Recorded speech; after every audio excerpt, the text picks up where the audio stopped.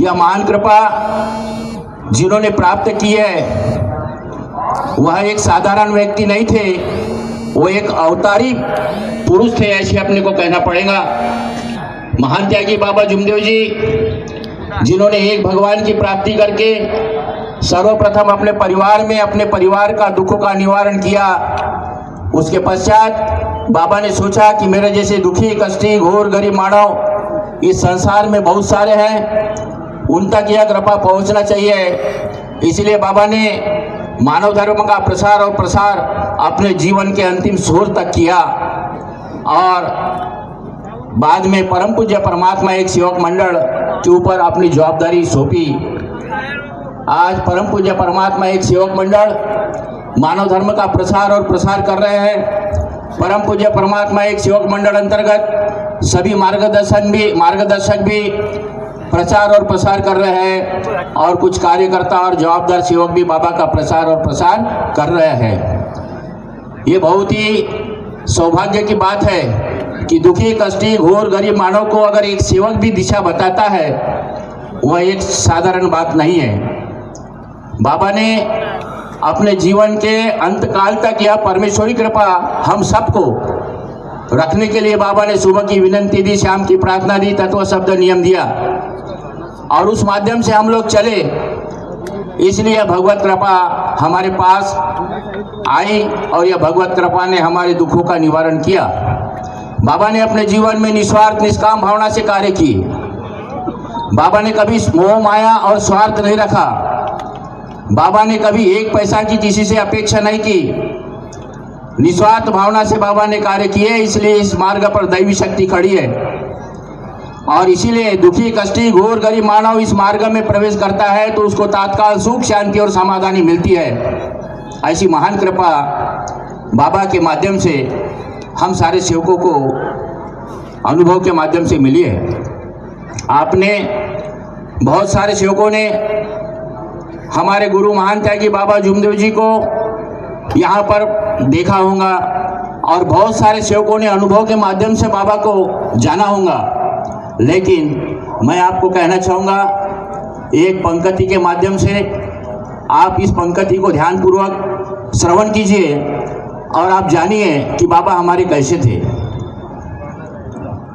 न गले में पहने हार, न गले में पहने हार, न कपड़ा फैशनदार, मानव धर्म का किया प्रचार। बाबा कितने सुंदर हो, बाबा कितने सुंदर हो। सेवा किया निष्काम करके जीवन में है त्याग, सेवा किया निष्काम करके जीवन में है त्याग। ओ बाबा, ओ बाबा, ओ बाबा हुए महान। न गले में पहने हार, ना कपड़ा फैशनदार, मानव धर्म का किया प्रचार। बाबा कितने सुंदर हो, बाबा कितने सुंदर हो। आज हम पूरे संसार में पूरे विश्व में देखते हैं बाबा की जो पहचान है, भगवा कपड़ा, गले में घंटी माला और सर पे भगवी टोपी, ऐसे व्यक्ति महत्व को आज बाबा की उपाधि दी जाती है। लेकिन हमारे बाबा ऐसे सीधे साधे भोले भाले थे कि 50 लोगों में भी बाबा बैठते तो कोई उनको पहचान नहीं सकता था। ऐसी बाबा की रहनुमान थी। ऐसे बाबा सादे विचार के एक अच्छे व्यक्ति महत्व के इंसान थे जिनको हम परमेश्वरी अवतार कहेंगे। बाबा ने बताया हमने इस मार्ग में नहीं थे उस समय में, आपने, मैंने, सारे सेवकों ने, हमने परमेश्वर की आराधना की, प्रार्थना की, परमेश्वर को माना। लेकिन जिस समय में हमारे परिवार में दुख आया, आपके परिवार में दुख आया, कोई परमेश्वर दौड़ के नहीं आए। जब आर्थिक दृष्टिकोण से हम बर्बाद हो गए, परिवार में दुख का छाया चारों तरफ मंडराने लगा, ऐसे समय आपके जैसे किसी सेवक ने इस धर्म की दिशा बताई और मार्गदर्शक के माध्यम से यह धर्म का परिचय हुआ और हमने इस धर्म में प्रवेश किया और हमारे परिवार में सुख शांति समाधानी मिल गई। आज हमारा परिवार एक स्वर्ग के जैसे बना हुआ है।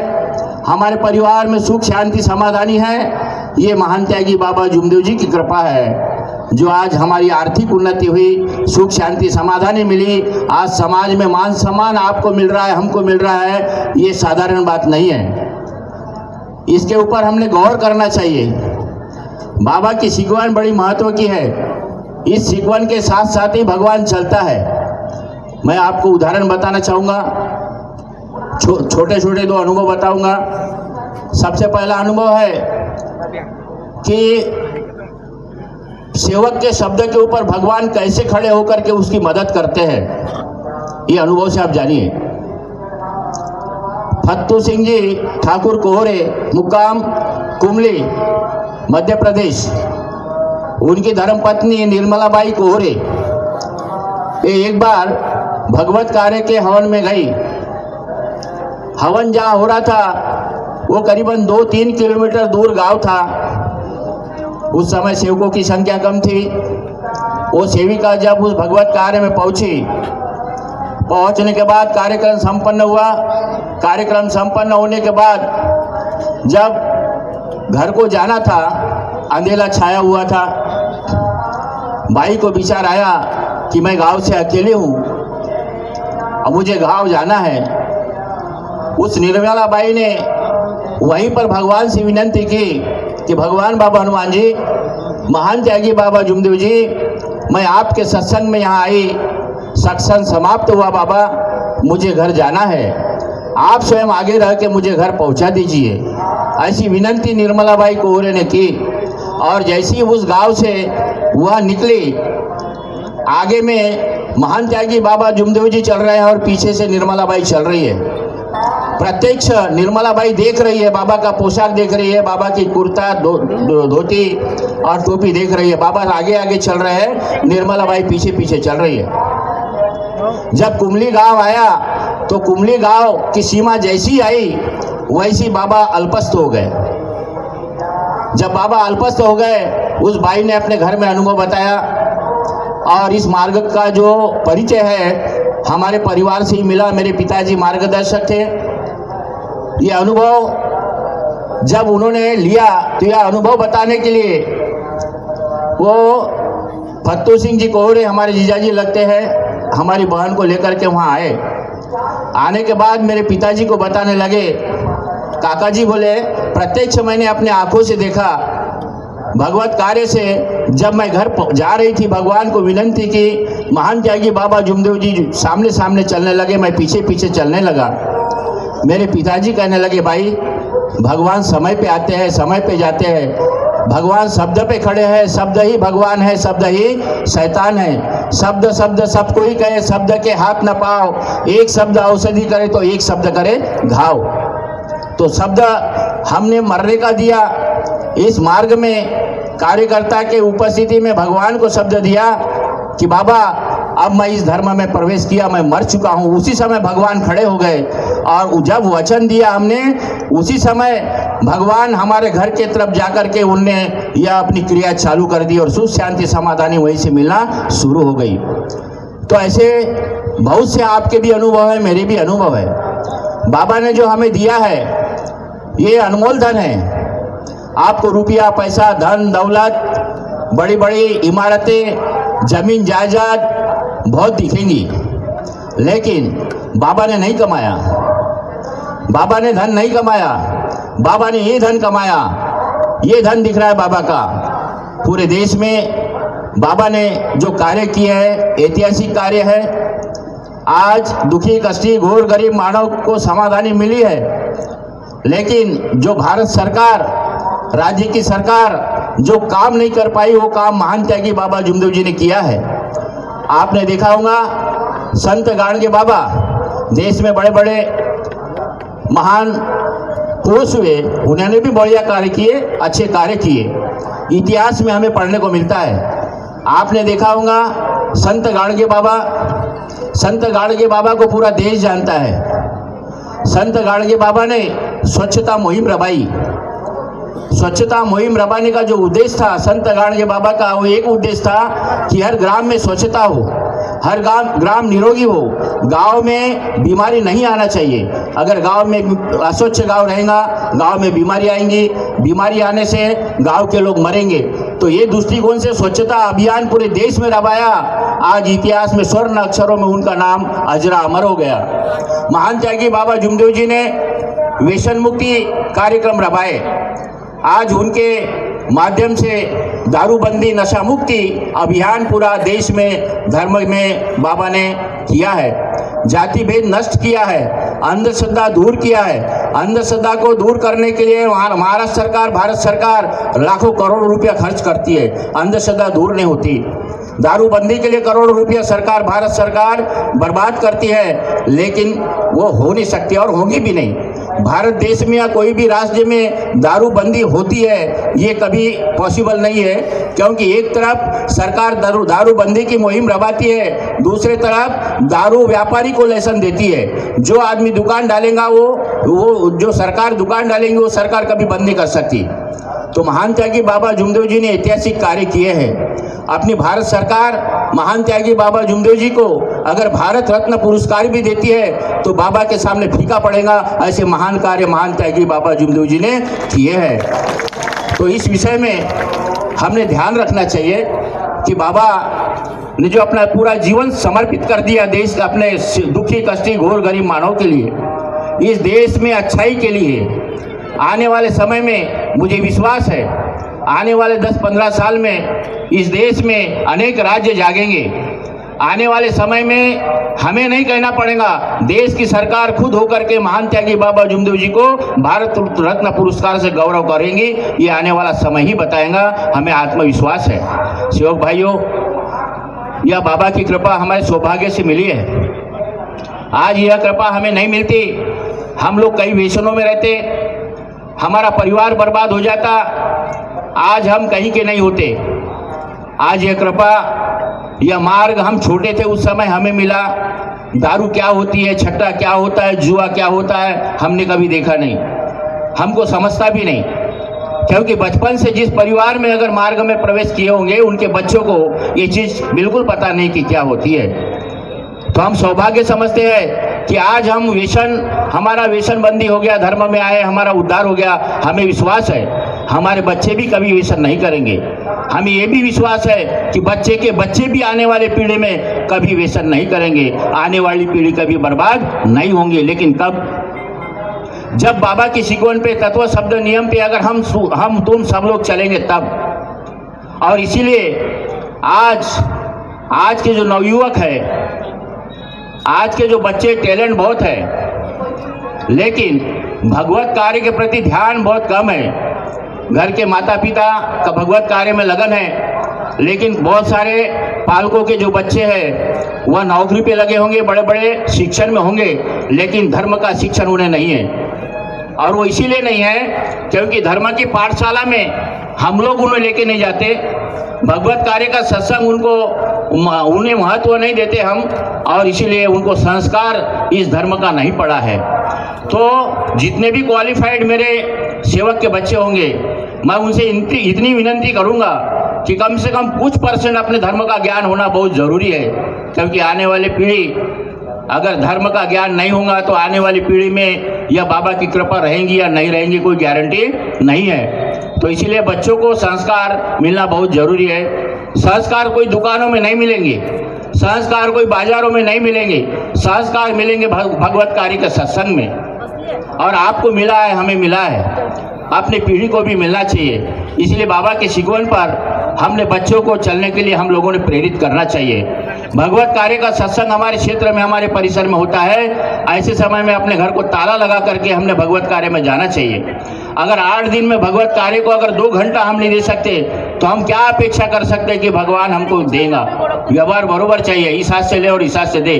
भगवान की जिसको भूख है अगर हम वो नहीं दे सकते तो भगवान से क्या अपेक्षा कर सकते हैं? भगवान हमें क्या दे सकता है? भगवान को केवल सत्य मर्यादा प्रेम की भीख चाहिए कि मेरा सेवक सत्य मर्यादा प्रेम का शुद्ध आचरण करे, मेरा सेवक सत्य मर्यादा प्रेम से चले। अगर जो सेवक सत्य मर्यादा प्रेम से चलेगा वो मेरा भाई होगा, अन्यथा उसके साथ मेरा कोई संबंध नहीं होगा। ये बाबा के भी वाक्य है। बाबा ने कहा है कि मुझे देश को जगाना है, ये बाबा ने वाक्य हमेशा मार्गदर्शन में बाबा के हमने सुना है, आपने भी सुना होगा। देश को जगाने के लिए ये जवाबदारी परम पूज्य परमात्मा एक सेवक मंडल अंतर्गत मार्गदर्शक और परम पूज्य परमात्मा एक सेवक मंडल अंतर्गत कार्यकर्तागण और सभी सेवकगण, इनके ऊपर महान त्यागी बाबा जुमदेव जी ने जवाबदारी सौंपी है। तो आपका हमारा सभी लोगों का कर्तव्य होता है कि देश कैसा जागेगा। अगर देश जब जागेगा तो बाबा के स्वप्न पूर्ति हुए ऐसे अपने को समझ में आएगा। इसीलिए अपन ने ये ध्यान देना है कि अपने को अपने बच्चों को योग्य संस्कार मिलना चाहिए, अच्छे संस्कार मिलना चाहिए। और एक अनुभव बताऊंगा, उसके बाद में मैं अपना शब्द को विराम दूंगा। वो अनुभव मेरे घर का है। करीबन 35 साल पहले की बात है। 35 साल पहले मेरी पत्नी सौ दीपलता गुरवेले, इसकी तबीयत ठीक नहीं थी, तबीयत में प्रॉब्लम आया। उस दिन मुझे मन में ऐसा विचार आया कि बाबा से हमने मुलाकात करना चाहिए, बाबा से मिलना चाहिए। बाबा से मिलने के लिए मैं घर से निकला। उस समय में साकोली में वसंतराव जी ठेंगरे, अभी है नहीं, परमेश्वर में विलीन हो गए मार्गदर्शक, और उस समय मार्गदर्शक वो नहीं थे। जब वो सेवक थे तब की बात है। तो उनको लेकर के मैं नागपुर गया। मंडल में कार्यक्रम था और मंडल का कार्यक्रम बस संपन्न हो चुका था और बाबा मंच से ऐसे निकले और हम लोग दोनों, ठेंगरी जी और मैं, ऐसे आए। जैसे ही बाबा के नज़दीक आए, बाबा को हमने प्रणाम किया।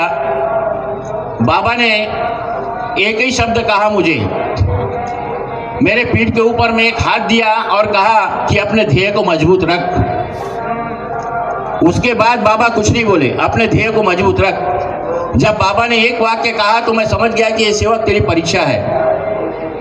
और वहाँ से बाबा चले गए और हम भी वहाँ से निकले। लेकिन अनुभव ऐसा मिला, जिस समय बाबा का हाथ मेरे पीठ के ऊपर में बाबा ने हाथ दिए, उसी वक्त हमारे घर में मेरी पत्नी खाट के ऊपर में सोई नहीं थी, जागी थी, और मेरी माँ बाजू में थी। उस समय में मेरी पत्नी मेरी माँ से कहती है कि मेरे पीठ के ऊपर में हाथ किसने दिया? तो मेरी माँ कहती है कि बाबा का हाथ होगा। ये प्रक्रिया मेरे को मालूम नहीं थी। जब मैं वहाँ से नागपुर से घर पहुँचा और परिवार में बताया, अपने पत्नी को बताया, माँ को बताया, मैंने बोला ये कितने समय की बात है? उनने बोले इस समय की बात है। तो मैंने बोला इस समय ही बाबा ने ऐसे पीठ पे हाथ दिए थे। और वो हाथ पत्नी के ऊपर पहुंचा और उस समय से मेरी पत्नी का जो भी दुख था वो पल में दूर हो गया और सुख शांति समाधानी मिली। ये कैसी कृपा है, इसको हम जाने, इसको हम पहचाने। क्योंकि अगर हम भूल गए तो इस मार्ग में रहने के बाद में हमने कुछ हासिल नहीं किया, ऐसा महसूस होगा। बाबा ने कहा है कि सेवक जागो जागो, बाबा जगाते रहें। जगाते जगाते बाबा ने कहा, सेवक ये जागो जागो, सेवक ये जागो जागो, सत्य कर्मों में लगो, लग जाना, नहीं तो पड़ेगा पछताना। सेवक दीवाना, नहीं तो पड़ेगा पछताना। सेवक दीवाना। बाबा जुमदेव जी जगाते, गफलत में क्यों सो रहा? बाबा जुमदेव जी जगाते, गफलत में क्यों सो रहा? तुझ में ही बैठा है पगले, देख कर क्यों रो रहा? कहता है मेरा मेरा, आगे ना पीछे तेरा, भूल जाना, नहीं तो पड़ेगा पछताना। सेवक दीवाना, नहीं तो पड़ेगा पछताना। सेवक दीवाना। बाबा ने जगाते जगाते अपने जीवन को परमेश्वर के स्वाधीन कर दिया।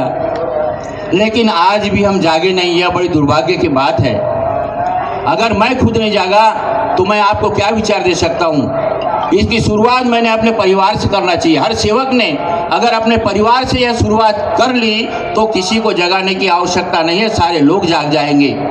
ये शुरुआत अपने से करना है। मैं कैसा हूँ मुझे देखना है, मेरे आचार विचार कैसे है मुझे देखना है, मेरा परिवार बाबा की सिकोन पे चलता है या नहीं चलता ये मुझे मूल्यांकन करना है। मेरे परिवार में है, मुझ में क्या कमी है इसका शोध लगाना है। अगर कुछ अपने को गलतियाँ लगती है, महसूस होती है तो उसकी सुधारना करना चाहिए। और हर परिवार ने अगर किया तो मैं ये कहना चाहूँगा कोई भी परिवार यह भगवत कार्य से वंचित नहीं रहेगा और यह भगवत कृपा हर किसी के पास में रहेंगी।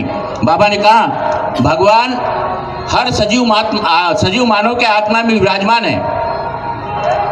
भगवान हर सजीव आत्मा में विराजमान है।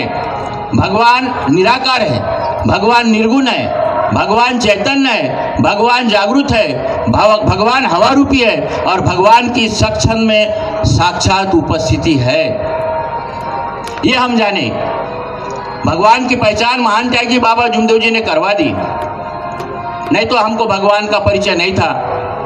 भगवान उसके पहले हम जो देखते थे हर जगह पे मंदिर मस्जिद में जाकर के माथा टेक करके भगवान को कहते थे भगवान मुझे दर्शन दे, मेरे परिवार का दुख दूर कर। लेकिन पता चला कि महान त्यागी बाबा जुमदेव जी है जिन्होंने सही भगवान का परिचय आपको मुझे करवा दिया है। अपने परिवार में बाबा ने कहा माता पिता ये स्वयं परमेश्वर जैसे है। मानव सेवा ये भगवान की सेवा है। हर व्यक्ति ने अपने माता पिता की सेवा करना चाहिए।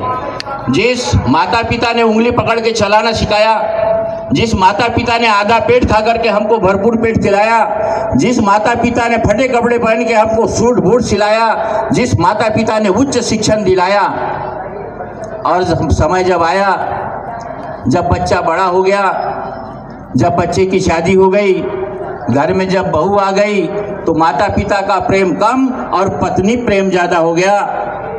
उस समय में ऐसी स्थितियाँ आज समाज में देखने को मिलेंगी आपको कि घर में कहीं कहीं बूढ़े माँ बाप जो है अपने दोनों हाथों से रोटी सेकते हैं। आंखों में पानी नहीं आता, लेकिन इधर में आत्मा दुखती है, इधर में दिल दुखता है, इधर में मन दुखता है, लेकिन वो समझ में नहीं आता। मैं आपसे विनती करना चाहता हूँ कि माता पिता हमारे लिए भगवान है। जिन्होंने हमें जन्म दिया, आज पूरा संसार हम देख रहे हैं, तो उनका मन न दुखाए और किसी भी व्यक्ति का मन न दुखाए। अगर किसी का मन या किसी की आत्मा दुखाते हैं तो ये समझ लेना कि हम भगवान को दुखा रहे हैं, क्योंकि भगवान ने कहा है हर सजीव जीव आत्मा में ही भगवान का अंश होता है। समय बहुत हो चुका है और इसके पश्चात अध्यक्ष महोदय के भी हमें विचार सुनना है।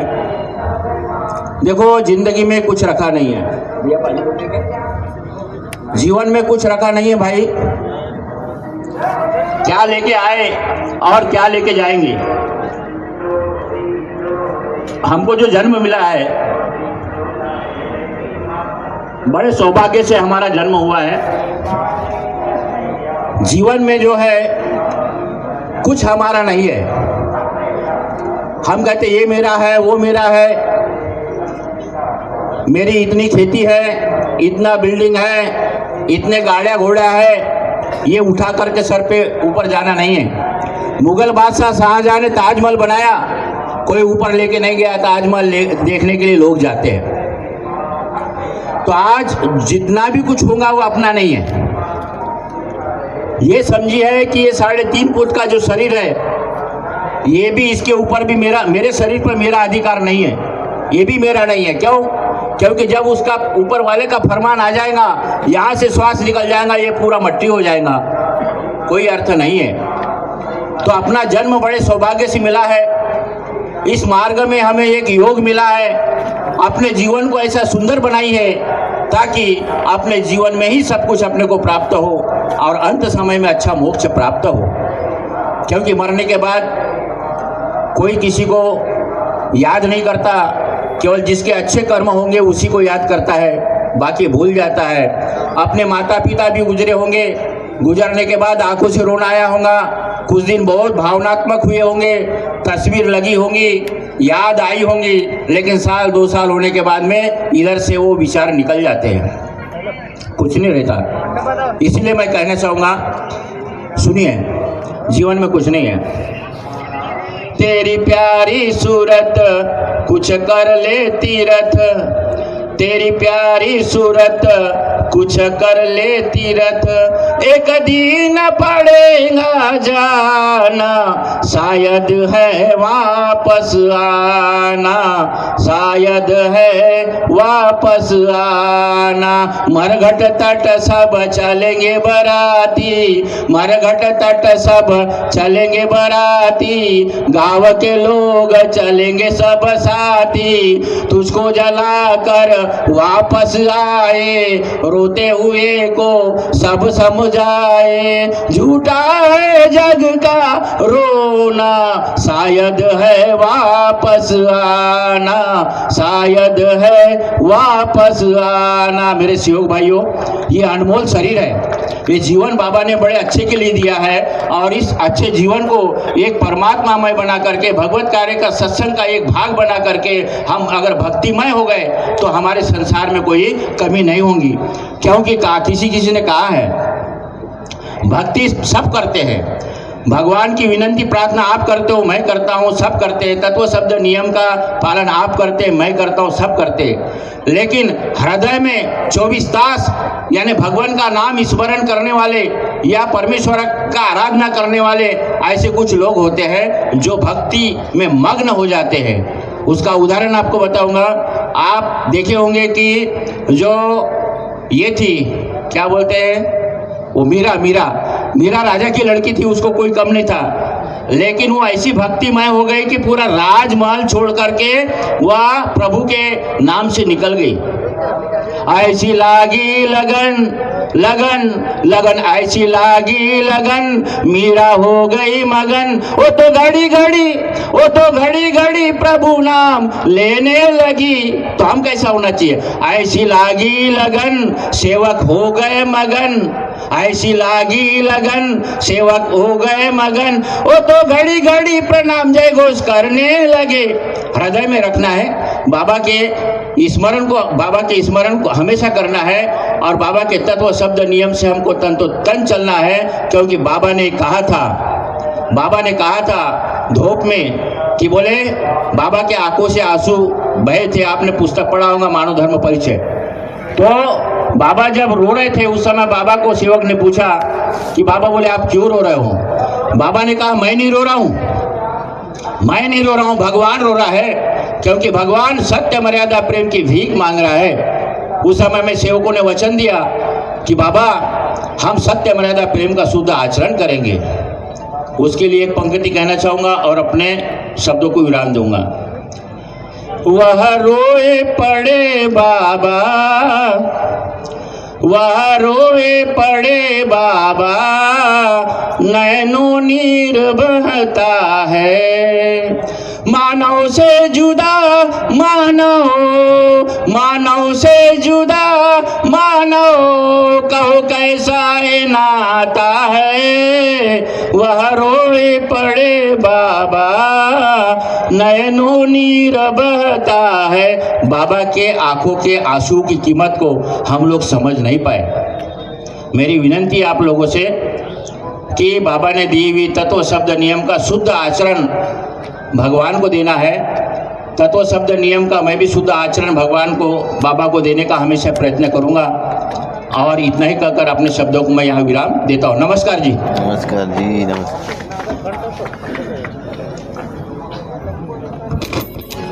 बहुत बहुत धन्यवाद माननीय महेंद्र जी गुरुविद साहब, कार्यक्रम के उद्घाटक एवं परम पूज्य परमात्मा एक सेवक मंडल के संचालक।